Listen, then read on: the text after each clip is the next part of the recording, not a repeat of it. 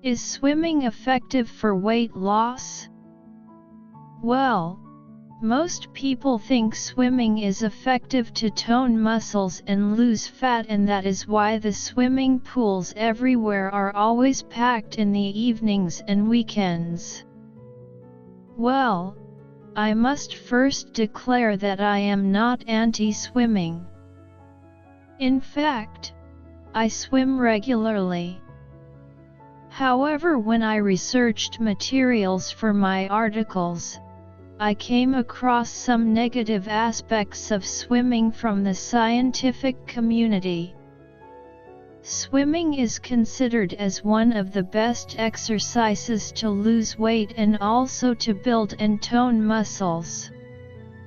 Not surprisingly so, because when you swim, all your major muscles are called into action. It also has an aerobic effect, so heart and lungs get a good workout too. However, a research published in the American Journal of Sports Medicine shows that in the absence of a controlled diet, swimming has little or no effect on weight loss. Professor Grant Gwynn-Up conducted an experiment with the following results. Test subjects following a walking program lost 17 pounds of weight during the 3-month study. Those following the cycling program lost 19 pounds of weight. However, subjects following the swimming program actually gained 5 pounds. Astonishing, isn't it? I was surprised too when I first read the report. Professor Gwynn-Up then assumes that swimming in cold water stimulates the appetite to increase caloric consumption. Professor Louise Burke, head of nutrition at the Australian Institute of Sport, pointed out that competitive swimmers typically have body fat levels that are higher than those of runners or cyclists who expend a similar amount of energy when they train. Many people feel hungry after swimming and may simply replace all the calories they've burned with a large meal after their swim. Some research suggests that this is due to the cool temperatures in which swimmers train.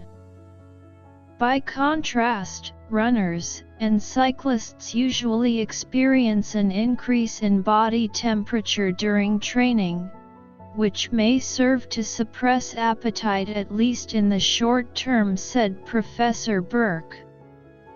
Professor Burke further said that competitive swimmers are less active outside their training sessions.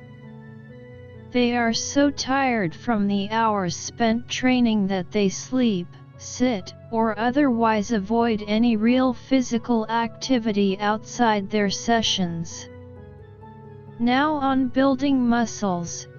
Because most of the work your body does when swimming involves positive muscle actions, like pushing up a bench press, there is no negative action like lowering the weights during a bench press at all. We know that the negative move during weight training is important to build muscles and burn fat. Doing any exercise is better than not exercising at all.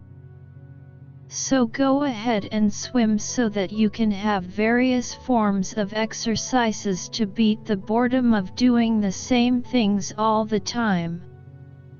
Just make sure that you don't eat more or become more sedentary after your swim.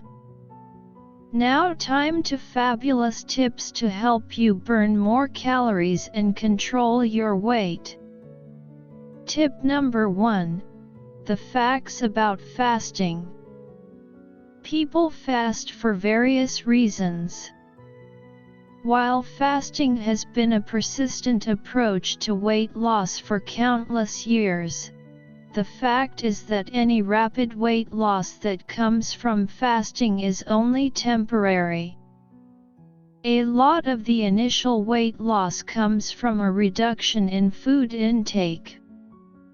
We get quite a bit of our fluids from food, so when we don't eat, we lose water weight. Losing water is not the same as losing fat, and the water weight you lose during a fast will come back when you start eating again.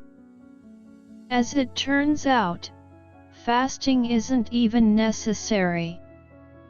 Some people claim that it helps to give the body a break every now and then, but as long as the body is in good health, it is amazingly efficient. If you decide to go on a fast, try doing a raw or whole food fast. This involves giving up fast food, processed foods, and even cooked foods for several days at a time. You will get plenty of nutrition without the chemical additives that so many of us have sensitivities to.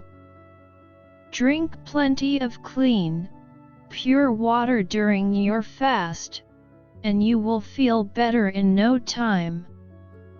Tip number 2: the dangers of trans fats. Did you know that many of your favorite baked goods contain a dangerous substance called trans fat? It's true. Margarine, cakes, cookies, and even breakfast cereal can give you an unhealthy dose of this harmful fat. Why is trans fat so bad for you? Unlike heart-healthy unsaturated fat, trans fats actually clog your arteries, raise your bad cholesterol, and lower your good cholesterol level.